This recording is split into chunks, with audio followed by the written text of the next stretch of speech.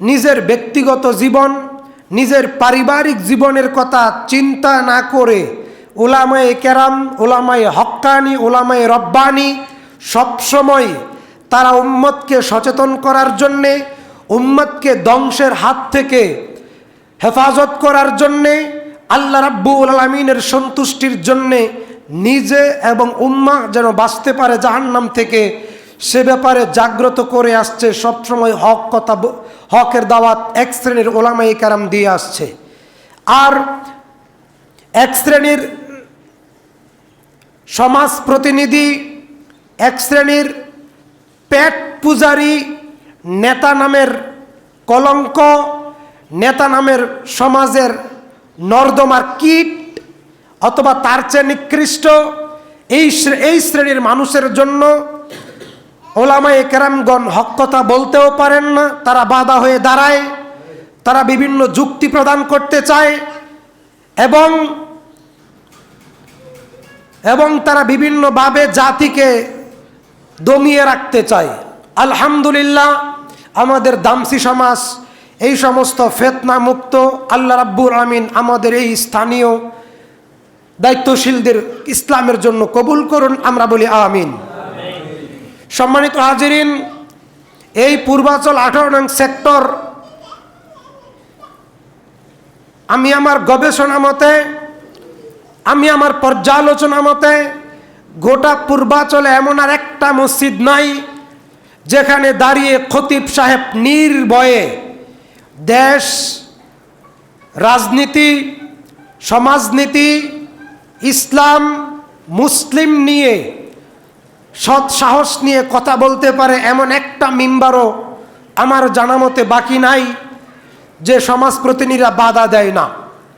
কিন্তু আলহামদুলিল্লাহ, মহান রাব্বুল আলামিনের অশেষ দয়া, দামসিতে এরকম একদিনও আমাকে বলা হয় নাই যে আপনি এই কথা বলবেন না, বলতে পারবেন না। আপনাদের প্রতি আন্তরিক শুকরিয়া, আন্তরিক কৃতজ্ঞতা। আল্লাহ রাব্বুল আলামিন আপনাদেরকে ঈমান ও ইসলামের জন্য কবুল করুন, আল্লাহুম্মা আমিন। আমি আজকে আলোচনায় গতকাল থেকেই ভারাক্রান্ত ক্ষুব্ধ হৃদয়ে, রাগ নিয়ে, কষ্ট নিয়ে এই পর্যন্ত সময় অতিবাহিত করতেছি। গতকাল রাতে দৃঢ়ভাবে সিদ্ধান্ত নিয়েছিলাম ওযু করে তাহাজ্জুদের সালাতে দাঁড়িয়ে যাব আর ওই পরিবারের জন্য বদদোয়া করব যারা নিজেরা ধ্বংস হচ্ছে, যাদের কারণে গোটা জাতি ধ্বংসপ্রাপ্ত হচ্ছে। কিন্তু আবার চিন্তা করলাম, একজন হক্কানি আলেম হিসাবে এটা আমার জন্য শোভা পায় না, এজন্য তাদের সেই পরিবারের জন্য বদদোয়া আর করলাম না।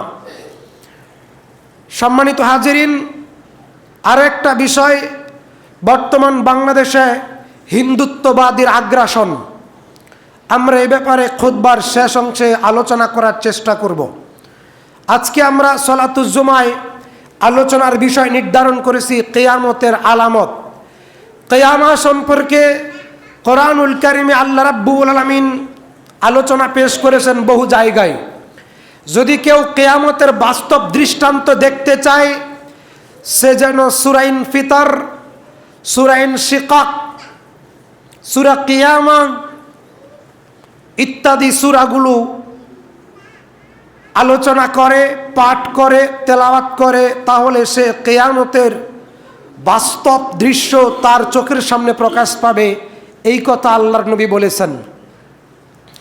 সূরা কাহফের ভিতরে আল্লাহ রাব্বুল আমিন বলছেন কিয়ামত সম্পর্কে, ওয়া আন্নাস সাআতা লা রাইবা ফীহ, কিয়ামত সম্পর্কে কোনো সন্দেহ নাই।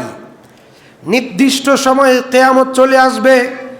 কিয়ামত 1 সেকেন্ড পরেও হবে না, 1 সেকেন্ড আগেও হবে না। নির্দিষ্ট সময়ে কিয়ামত হবে। কিয়ামত 1000 কোটি বছর স্থায়িত্ব লাভ করবে না, অল্প সময়ে কিয়ামত সংগঠিত হয়ে যাবে। কিয়ামা আরবি শব্দ, বাংলা অর্থ হচ্ছে ধ্বংসপ্রাপ্ত। কি প্রাপ্ত? ধ্বংসপ্রাপ্ত। এই ইন্তেজাম, এই সৃষ্টি জগৎ ধ্বংস হয়ে যাবে। কোরআন বলছে ওয়া আন্নাস সাআতা লা রাইবা ফীহ, কিয়ামত সম্পর্কে কোনো সন্দেহ নাই। বিন্দুমাত্র সন্দেহের কোনো অবকাশ নাই।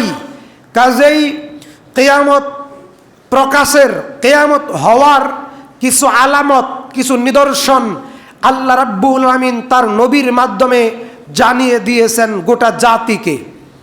কাজেই আমাদের উচিত সেই সম্পর্কে আলোচনা করা। যদিও এদেশের ইমামরা এই অনেক কথা গোপন রাখে, কেন কি কারণে রাখে সেটা তাদের ব্যাপার।